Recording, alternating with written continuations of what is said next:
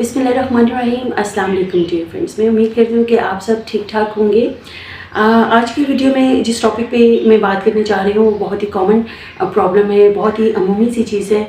बहुत सारे लोग इस चीज़ का शिकार हैं और अक्सर लोग मुझे कमेंट में भी बताते हैं कि आप इस टॉपिक को ज़रूर इस पे बात करें और हमें बताएं कि हम किस तरह से इसको मैनेज कर सकते हैं। जनाब, मैं बात कर रही हूँ ओबेसिटी या मोटापे के बारे में। मोटापा दुनिया भर में एक बहुत ही पिछले चंद दिहाइयों में बहुत ज़्यादा इसमें इजाफा हुआ है और ये बहुत सारी बीमारियों का जो नॉन कम्युनिकेबल डिजीज़ होती हैं उनका बायस बनता है। और क्योंकि दुनिया भर में बहुत सारे लोग मोटापे का शिकार हैं, ऐसी डेवलपमेंट्स हुई हैं गुज़िश्ता चंद दिहाइयों में जो कि फूड, एग्रीकल्चर और हेल्थ, बहुत सारे सेक्टर्स में जहाँ पे हमने तरक्की की है तो वहाँ पे इंसानों का लाइफस्टाइल जो है वो बहुत ज़्यादा चेंज हुआ है। जहाँ पे पहले लोग अक्सर हाथों से काम करते थे, खेतों में हल चलाते थे और मुख्तलिफ़ किस्म के जो फ़िज़िकल वर्क है, फ़िज़िकल एक्टिविटी बहुत ज़्यादा थी लोगों की। अब क्योंकि गैजेट्स आ गए हैं, हर चीज़ जो है वो डेफिनेटली गाड़ियाँ हैं, बहुत सारे लोग जो देही इलाकों से शहरों में मूव कर गए तो वहाँ पे लाइफस्टाइल भी बहुत ज़्यादा चेंज हुआ। जो लोग खेतों में काम करते थे, फिज़िकल एक्टिविटी करते थे, बहुत ज़्यादा एक जिस्मानी मशक्क़त के काम किए जाते थे, वहीं पे लोगों ने उनका लाइफस्टाइल चेंज हुआ, उनका तब्दील हुआ तर्ज़ ज़िंदगी।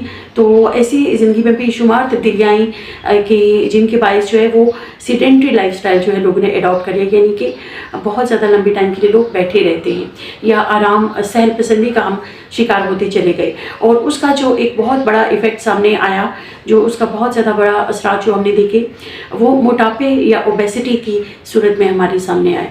और ओबेसिटी जो है वो क्या है, आपको सबसे पहले यही समझने की ज़रूरत है कि आप किस तरह से ओबेसिटी या मोटापे को डिफ़ाइन करते हैं। आपकी हर इंसान जो है उसकी हाइट के हिसाब से आपका जो बॉडी मैस इंडेक्स होता है, जो कि स्टैंडर्ड है BMI, उसके ज़रिए आप डायग्नोज करते हैं, आप अंदाज़ा लगा सकते हैं कि आप क्या मोटापे का शिकार हैं या नहीं। कुछ लोग वैसे ही बिल्कुल उनका नॉर्मल वेट होता है उनकी हाइट के हिसाब से, लेकिन ख़ास तौर पे ख़वातीन बहुत सारी ऐसी हैं जो कि बिल्कुल ज़ीरो साइज़ एक्वायर करना चाहती हैं। और वो क्योंकि अक्सर हमारी एक्ट्रेसेस को और इस तरह मॉडल्स वगैरह को जब देखती हैं तो वो उनके जो है जो उनका एक आइडियल वेट होता है उसको गेन करना चाहते हैं, जबकि ऐसा पॉसिबल नहीं होता प्रैक्टिकली, क्योंकि आपकी जो हाइट है, आपकी हर इंसान की इंडिविजुअल बॉडी रिक्वायरमेंट्स होती हैं, उस हिसाब से उसकी हाइट और उसके वेट के हिसाब से हम उसका जो है मोटापे का तयन करते हैं। तो ये जो है जानना बहुत ज़रूरी है कि आपको पता हो कि व्हाट इज़ ओबेसिटी, यानी कि मोटापा क्या है। Actually obesity is the excessive accumulation of fats in your body, means कि आपके जिस्म में फाजिल या फालतू चर्बी का इकट्ठे हो जाना। अब ये चर्बी कहाँ से आती है? डेफिनेटली ये आपकी डाइट से आ रही होती है, आपकी जो आपका लाइफस्टाइल होता है वो भी इसमें बहुत ज़्यादा मैटर करता है, और आप क्या खाते पीते हैं ये बहुत जानना ज़रूरी होता है। तो इसलिए ये तमाम ही फैक्टर्स जो है कंट्रीब्यूट कर रहे होते हैं आपके मोटापे को के आने में।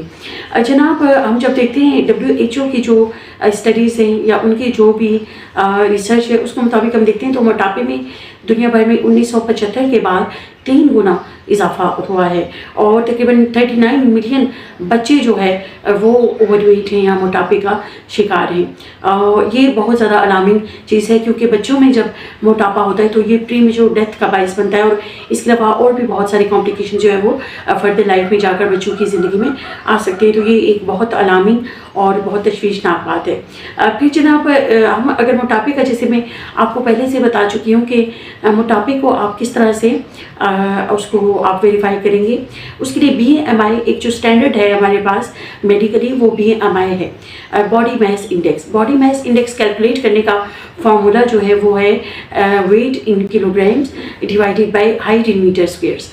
आपका जितना वज़न है वो आप केजी में लेंगे और जितनी आपकी हाइट है उसका मीटर स्क्वायर करके उसको डिवाइड करेंगे तो ये आपका BMI आ जाएगा। अब जिन लोगों का BMI तकरीबन 25 या उससे ज़्यादा है वो डेफिनेटली ओवरवेट कहलाएंगे। और फिर एक ख़ास थ्रेशोल्ड, जब आप वो मोटापे में भी एक थ्रेशोल्ड जब आप एक्वायर कर लेते हैं या एक ख़ास लिमिट तक पहुंच जाते हैं, यानी कि आपका जब BMI 30 हो जाएगा या 30 से ऊपर हो जाएगा, 30 से तजावुज़ कर जाएगा, तो फिर आप ओबेसिटी या जो हम ओबीज़ कहा कहते हैं लोगों को, वो उसका शिकार हो जाता है। और ओबेसिटी की बहुत ज़्यादा जो है वो कॉम्प्लिकेशंस हैं, ये बहुत सारी बीमारियों का पेशेमा साबित हो सकती है, ख़ासतौर पे दिल की बीमारियां जो कि जानलेवा भी हो सकती हैं। तो इसलिए इस चीज़ को समझना बहुत ज़रूरी है। फिर जनाब जब हम कॉजेज़ की बात करते हैं कि ओबेसिटी या मोटापे के कॉजेज़ क्या हैं, कहाँ से ये पैदा होता है, कहाँ से शुरू होता है, तो हम देखते हैं कि ये तब होता है, मोटापे का शिकार उसी वक्त लोग होते हैं जब उनका इम्बैलेंस होता है उनकी कैलोरी कंजम्पशन में और कैलोरिक एक्सपेंशन में। यानी कि जो कैलोरीज आप यूटिलाइज कर रहे हैं वो कम है और आप कैलोरीज खा ज़्यादा रही हैं, यानी कि आप खाना ज़्यादा खाते हैं और उन कैलोरीज को बर्न कम करते हैं। आप कोई ऐसी एक्टिविटी नहीं करते, ऐसा कोई फिजिकल काम नहीं करते जो कि आपकी कैलोरीज को बर्न करे। तो जब भी इम्बैलेंस या एक तवाज़ुन जो है इन दोनों कैलोरीज कंजप्शन और कैलोरीज इंटेक का, ये जब डिस्टर्ब होता है तो फिर आप मोटापे का शिकार होते हैं। तो कैलोरीज जो है वो जो हम देखते हैं डेली इंसान की रिक्वायरमेंट तकरीबन 1000 कैलोरीज की पर डे होनी चाहिए। 900 कैलोरीज पर डे किसी भी इंसान के, एडल्ट इंसान की, जो बड़े लोग हैं, नौजवानों की, उनकी होनी चाहिए। तो ये कैलोरीज जब हम इससे बहुत ज़्यादा ले रहे होते हैं तो फिर हम मोटापे का शिकार हो जाते हैं। और ख़ास तौर पे जब हम वो कैलोरीज बिलखसूस फैट से यानी चिकनाई से और कार्बोहाइड्रेट से ले रहे होंगे। इसलिए जब भी आप वेट रिडक्शन का कोशिश करेंगे या वेट रिडक्शन की आपने एक प्लान फॉलो करना है तो आपने इन दो चीज़ों का ख्याल रखना है। आपने एक चिकनाई यानी फैटी फूड्स को बिल्कुल जो है वो कट ऑफ कर देना है और कार्ब्स को लिमिट कर देना है, यानी कि कार्बोहाइड्रेट, रोटी चावल वगैरह जो है उसको कट डाउन करना है। तो ये इस तरह से आपका फोकस होगा। लेकिन वो मैं आगे चल के अपनी वीडियो में बताऊंगी कि किस तरह से आप डाइट प्लान कौन सा फॉलो करेंगे जो कि हेल्दी डाइट प्लान है, जो कि सेफ डाइट प्लान है। कुछ अक्सर पिछले दिनों एक हमारे दोस्त बता रहे थे कि हमें जो है, जब हम वेट लॉस करते हैं तो हमारी स्किन लूज हो जाती है और इस तरह के साइड इफ़ेक्ट्स आने शुरू हो जाते हैं। तो वो क्यों होते हैं वो मैं आगे चल के आपको इस वीडियो में बताऊंगी कि आप कैसे डाइट प्लान फॉलो कर रहे होते हैं, जैसे फिर आपको इस तरह के साइड इफ़ेक्ट्स देखने को मिलते हैं। तो जनाब हम देखते हैं कि जो हमारा फोकस है वेट लॉस के लिए, आपका जो फोकस है वो ये होना चाहिए कि आपने अपनी डाइट और अपनी फ़िज़िकल एक्टिविटी दोनों को मॉडिफाई करना है, दोनों को तब्दील करना है, अपने तर्ज़ ज़िंदगी में भी तब्दीली लानी है और अपनी फूड हैबिट्स को भी चेंज करना है। वो किस तरह से आपने करना है वो हम आपको बताएंगे। और फिर क्योंकि आपको जो थोड़ा सा मैं ये भी बताना यहाँ पे ज़रूरी समझती हूँ कि जब ओबेसिटी या मोटापा होता है तो उसकी आपकी हेल्थ के ऊपर क्या साइड इफ़ेक्ट्स हो सकते हैं, यानी क्या कॉम्प्लिकेशंस हो सकती हैं, कौन सी ऐसी बीमारियाँ या ऐसे हेल्थ इश्यूज़ हैं जो कि मोटापे की वजह से आ सकते हैं। उनमें सबसे पहले जब आपका इंक्रीज्ड BMI होगा तो ये बहुत ज़्यादा एक बड़ा रिस्क फैक्टर होता है आपकी नॉन कम्युनिकेबल डिजीज़ के लिए, जिसमें हार्ट डिजीज़ या कार्डियोवैस्कुलर डिजीज़ जो है वो सबसे ज़्यादा कॉमन है। हार्ट अटैक हो सकता है पेशेंट को, कार्डियक अरेस्ट हो सकता है और बहुत सारी इस्केमिक हार्ट डिजीज़ हो सकती है। तो ये जो दिल के अमराज हैं ये बहुत ज़्यादा कॉमन है मोटापे की वजह से। इसके अलावा स्ट्रोक हो सकता है, यानी कि फालिज का अटैक आ सकता है। और ये दोनों चीज़ें जो हैं ये 2012 तक लीडिंग कॉज ऑफ डेथ थी दुनिया भर में।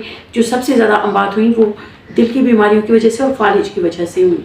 फिर डायबिटीज़ हो सकती है और मस्कुलोस्केलेटल डिसऑर्डर्स हो सकते हैं, जिसमें ख़वातीन में खास तौर पे अगर ख़वातीन जो 40 साल से ज़ायद उम्र की ख़वातीन हैं अगर वो मोटापे का शिकार हैं तो वो फिर ऑस्टियोआर्थराइटिस का शिकार हो सकती है, यानी कि हड्डियों और जोड़ों की ऐसी बीमारी जिसमें आपके जोड़ और हड्डियाँ जो है उनका वियर एंड टियर शुरू हो जाता है, वो घुलना शुरू हो जाते हैं, यानी कि वो घुलना शुरू हो जाते हैं और फिर आपको फ्रैक्चर्स होते हैं। बहुत कॉमनली आप फ्रैक्चर हो सकते हैं, तो ये एक बहुत कॉमन चीज़ है। फिर उसके बाद कैंसर्स, क्योंकि आपको पता है कि जब आपके जिस्म में चर्बी की फाजिल और ज़ायद मिकदार मौजूद होगी तो कैंसर का बायस बन सकती है ये चर्बी।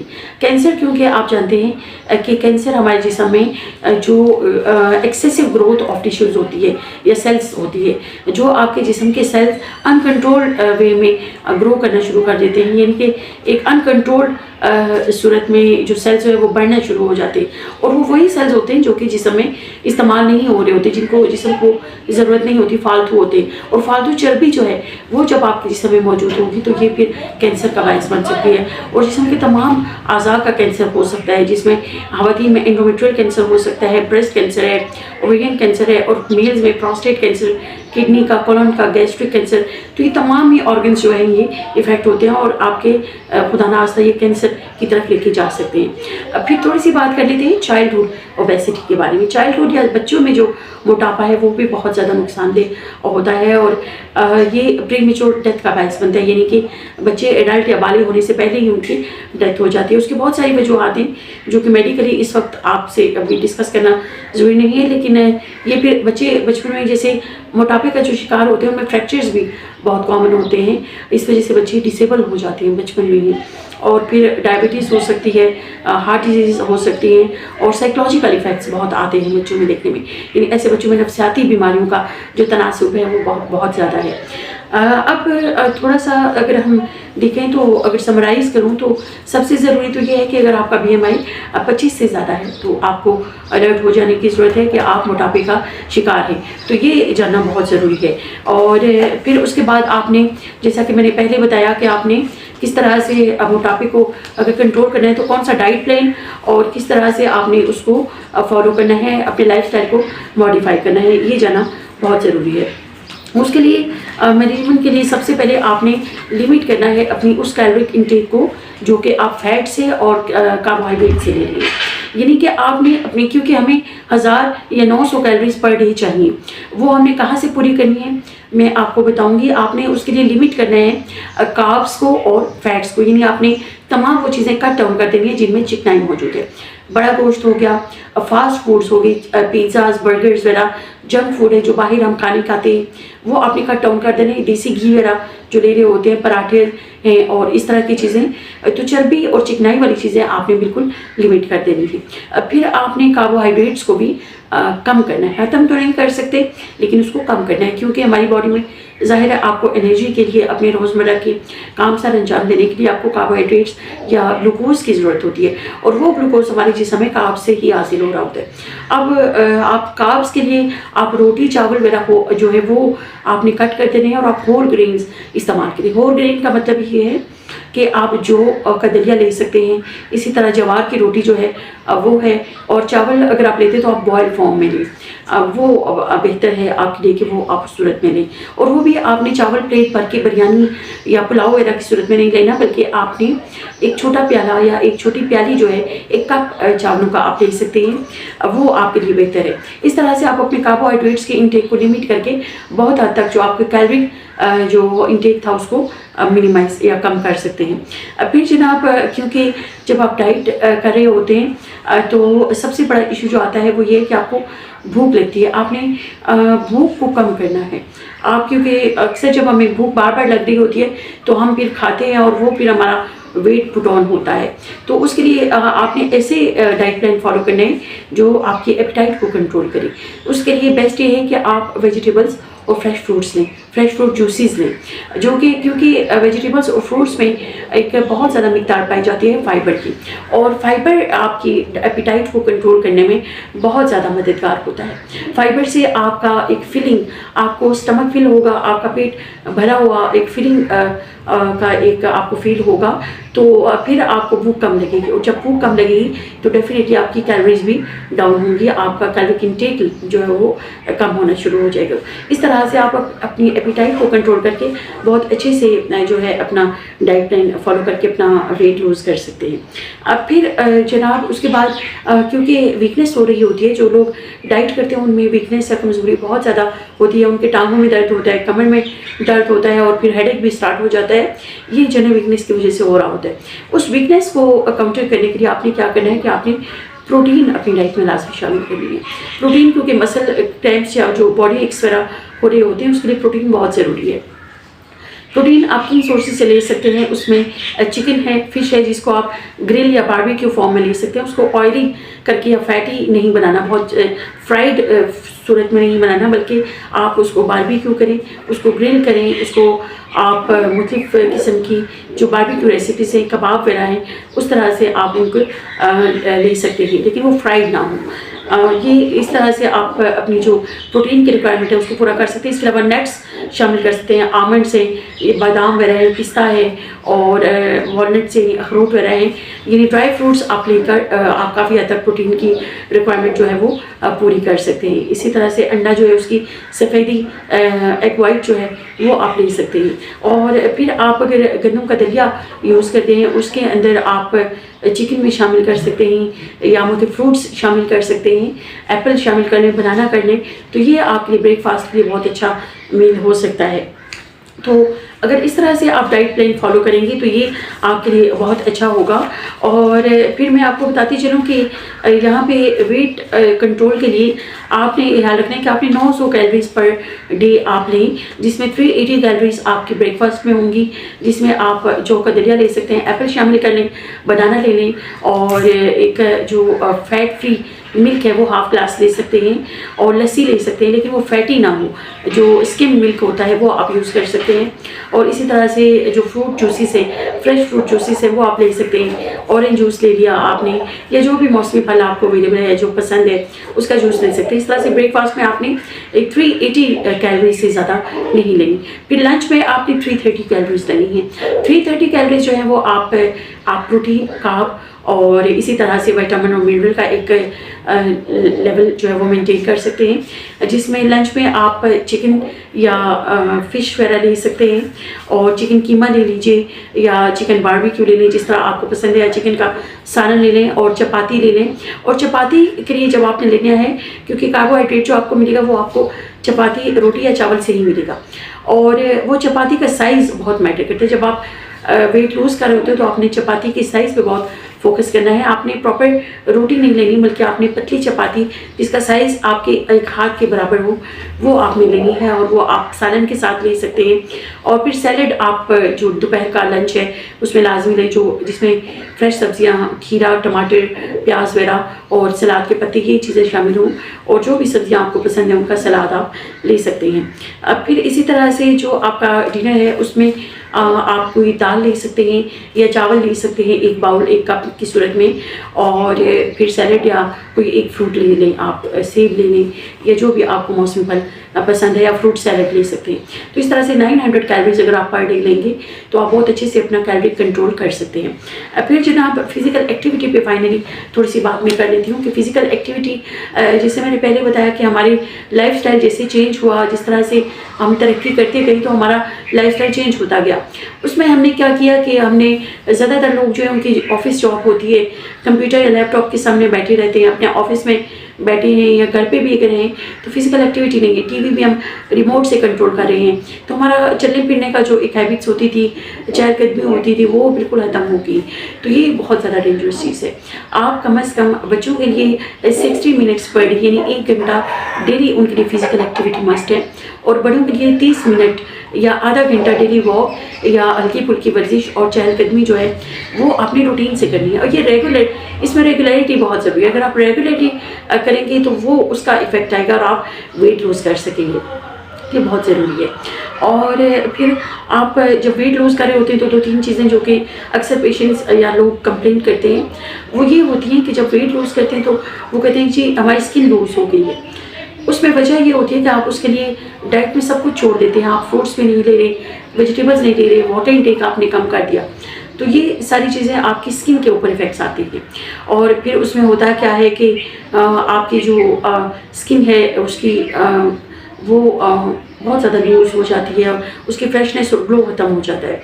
उसके लिए ज़रूरी है कि फ्रेश फ्रूट जूसेस लें, वाटर इंटेक प्रॉपर करें, लेमन जूस आप लें, ग्रीन टी ले सकते हैं, फ्लूइड्स अपना इंटेक जो है वो प्रॉपर्ली मेंटेन करें, और फ्रेश फ्रूट्स, जूसेस और ये चीज़ें आप ज़रूर शामिल करें। और लेमन वाटर भी आप डेली इस्तेमाल करें, उससे आपकी स्किन के अंदर ग्लो भी आएगा और आप जो है आपका मैदा भी ठीक रहेगा और आपको भूख भी कम लगेगी, आपकी एपिटाइट भी कंट्रोल होगी। तो ये बहुत ज़रूरी है।